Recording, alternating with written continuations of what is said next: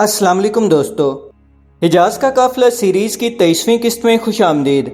آپ سے درخواست ہے کہ میرا چینل سچائی نیٹ ورک سبسکرائب کر لیں اور اس سیریز کی پچھلی اقساط ضرور دیکھیں۔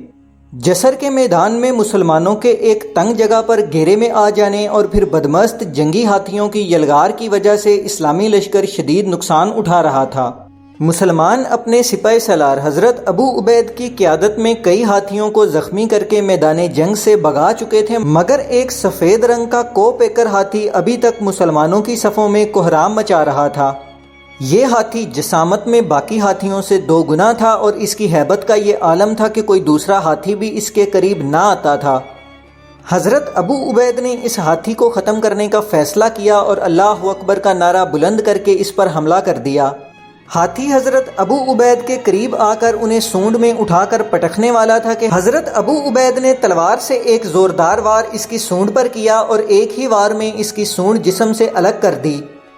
ہاتھی قہر و غضب سے چنگاڑا۔ ابھی حضرت ابو عبید اس پر دوسرا وار کرنے ہی والے تھے کہ پلک جھپکنے میں یہ مہیب جانور انہیں اپنے پاؤں تلے کچل چکا تھا۔ اسلامی لشکر کے سپہ سالار حضرت ابو عبید شہید ہو گئے اور انہوں نے اپنی غلطی کا کفارہ اپنے خون سے ادا کیا۔ حضرت ابو عبید کی تلوار کا وار اس قدر زوردار تھا کہ اس دیو پیکر ہاتھی کی سونڈ کٹ چکی تھی اور وہ حضرت ابو عبید کو کچلتا ہوا میدان جنگ سے ایک طرف بھاگ نکلا۔ مسلمان ہاتھیوں کی ایک بڑی تعداد کو شکست دے چکے تھے، مگر حضرت ابو عبید سمیت ان کی بہت بڑی تعداد شہید اور زخمی ہو چکی تھی۔ ایرانیوں نے ہاتھیوں کے میدان سے نکلتے اور حضرت ابو عبید کے شہید ہوتے ہی بقیہ مسلمانوں پر اپنی پوری طاقت سے حملہ کر دیا۔ سپہ سالار کی شہادت کے بعد اسلامی پرچم حضرت ابو عبید کے بھائی حکم نے اٹھایا اور نعرہ لگایا، مسلمانوں ڈٹے رہو، ہمارا علم ابھی بھی بلند ہے۔ ایرانی لشکر کی زیادہ تعداد ابھی بھی تازہ دم تھی۔ مسلمانوں کی تعداد ایرانیوں سے پہلے ہی 4 گنا کم تھی۔ اب تقریباً آدھے سے زیادہ لشکر کے شہید اور زخمی ہو جانے کے بعد مزید کم ہو چکی تھی۔ اس کے علاوہ مسلمان 3 اطراف سے ایرانی دستوں کے گھیرے میں تھے اور ان کے پیچھے دریا تھا۔ مسلمانوں کے پاس اتنی جگہ بھی نہ تھی کہ وہ کوئی جنگی چال چل سکیں۔ کچھ ہی دیر میں حضرت ابو عبید کے بھائی حکم بھی شہید ہو گئے اور پرچم تیسرے مجاہد نے سنبھال لیا۔ اس طرح ایک ایک کر کے بنی ثقیف کے وہ 7 نوجوان شہید ہو گئے جن کو حضرت ابو عبید نے اپنے بعد لشکر کا امیر نامزد کیا تھا۔ اس عرصہ میں مسلمانوں کا لشکر ایک قیامت کا سامنا کر رہا تھا۔ ان کی تعداد 4000 سے بھی کم رہ چکی تھی، جبکہ ان کے سامنے 25000 سے زیادہ کا ایرانی لشکر موجود تھا۔ مسلمان اس قدر تنگ گھیرے میں پھنس چکے تھے کہ ان کی پچھلی صفیں دریا کے کنارے پہنچ چکی تھیں۔ حضرت ابو عبید کے نامزد کردہ 7 سالار جب شہید ہو گئے تو حضرت مثنیٰ بن حارثہ آگے بڑھے اور اسلامی پرچم کو بلند کیا۔ حضرت مثنیٰ بن حارثہ یہ دیکھ چکے تھے کہ ایسی حالت میں مزید لڑتے رہنے کا مطلب صرف خودکشی ہوگا۔ مسلمان بری طرح پھنس چکے تھے اور قریب تھا کہ سارا اسلامی لشکر شہید ہو جاتا، مگر اس سب کے باوجود بھی مسلمان میدان جنگ سے بھاگنے کی بجائے ڈٹے ہوئے تھے۔ ان کے پیچھے دریا پر پل موجود تھا جہاں سے وہ فرار ہو سکتے تھے، مگر مسلمانوں کی غیرت کو گوارا نہ تھا کہ وہ میدان جنگ سے فرار ہوں۔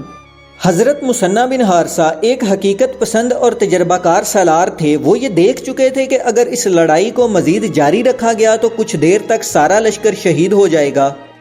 اب یہی بہت بڑا کارنامہ ہوگا کہ جو مسلمان زندہ ہیں انہیں اس میدان حشر سے نکال کر دریا کے پار لے جایا جائے اور پھر دوبارہ منظم ہو کر ایرانیوں سے مقابلہ کیا جائے۔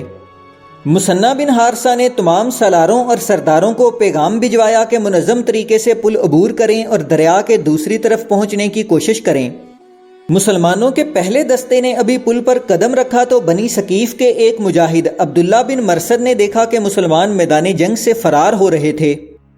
عبداللہ بہت جوشیلا مجاہد اور عاشق رسول صلی اللہ علیہ وسلم تھا۔ اس کی غیرت نے گوارا نہ کیا کہ مسلمان میدان جنگ سے فرار ہوں۔ اس نے آگے بڑھ کر تلوار کے وار سے کشتیوں کی رسیاں کاٹ ڈالیں، جس سے کشتیوں کا پل ٹوٹ گیا۔ ابن مرثد مثنیٰ بن حارثہ نے غصے سے کہا، یہ تو نے کیا کیا؟ تو کیا چاہتا ہے کہ ہم سب آتش پرستوں کے ہاتھوں کٹ مریں؟ ہاں ابن حارثہ، عبداللہ بن مرثد نے جواب دیا، میں نے واپسی کا رستہ بند کر دیا ہے تاکہ ہم فرار نہ ہو سکیں۔ جس طرح ہمارا سالار ابو عبید شہید ہوا ہے، اس طرح ہم بھی میدان جنگ میں شہید ہوں گے۔ اس کے بعد عبداللہ بن مرثد بلند آواز میں میدان جنگ میں اعلان کرنے لگا، اے عرب کے لوگوں، اے اللہ اور رسول صلی اللہ علیہ وسلم کے جانثاروں، اپنے سالاروں اور ساتھیوں کی طرح لڑتے ہوئے جانے دو، واپسی کا رستہ بند ہو چکا ہے۔ اپنے رہنماؤں کی طرح جانے دو یا فتح حاصل کرو، تمہارے لیے فتح یا شہادت کے علاوہ کوئی راستہ نہیں۔ حضرت مثنیٰ بن حارثہ نے آگے بڑھ کر عبداللہ بن مرثد کو پیچھے ہٹایا اور بلند آواز میں پکارے، مسلمانوں، اپنے آپ کو ہلاکت میں نہ ڈالو، ہم فرار نہیں ہو رہے بلکہ دریا کے پار جا کر خود کو دوبارہ منظم کر کے حملہ کریں گے۔ اگر ہم یوں ہی لڑتے رہے تو کچھ دیر تک سب شہید ہو جائیں گے۔ پل مرمت کرو اور منظم طریقے سے دریا عبور کرو۔ میں اس وقت تک تمہاری حفاظت کروں گا جب تک لشکر کا آخری سپاہی دریا کے پار نہیں پہنچ جاتا۔ اس کے بعد بحرین کا شیر مٹھی بھر مجاہدین کے ساتھ فارس کی عظیم فوج کے سامنے چٹان کی طرح ڈٹ گیا۔ اسلام کے اس عظیم مجاہد کے گرد ہاتھی چنگاڑ رہے تھے اور دشمن کے نیزے کی ضرب سے اس کی ذرا کی کڑی اس کے سینے میں دھنس چکی تھی۔ اس کا لباس خون سے تر ہو چکا تھا، مگر وہ شیر کی طرح لڑ رہا تھا تاکہ مسلمان دریا عبور کر سکیں۔ آگے بڑھ کر پل کی رسیاں کاٹ دو، فارسی سالار جالینوس نے للکار کر کہا۔ فارسی سپاہی پل تک پہنچنے کی بھرپور کوشش کر رہے تھے، مگر ان کے سامنے مثنیٰ بن حارثہ چند مجاہدین کے ساتھ قہر برساتی ہوئی دیوار بنے ہوئے تھے۔ ان کا جھنڈا گرا دو، جالینوس دوسری بار للکارا۔ حضرت مثنیٰ بن حارثہ نے علم بلند کیا اور للکار کر کہا، یہ پرچم ہمیشہ بلند رہے گا۔ حضرت مثنیٰ بن حارثہ کے ساتھ دوسرے مسلمان سالار سلیط بن قیس رضی اللہ عنہ بھی فارسیوں کو روکے ہوئے تھے۔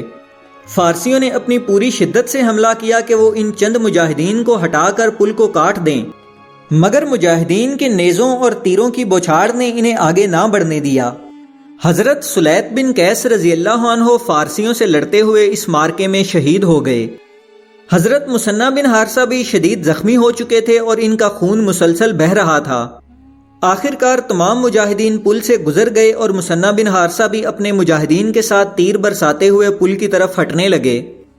بالآخر مثنیٰ بن حارثہ اپنے دستے کے ساتھ پل سے گزر گئے اور دوسری طرف پہنچ کر پل کی رسیاں کاٹ دیں۔ اس جنگ میں آدھے سے زیادہ اسلامی لشکر شہید ہو چکا تھا۔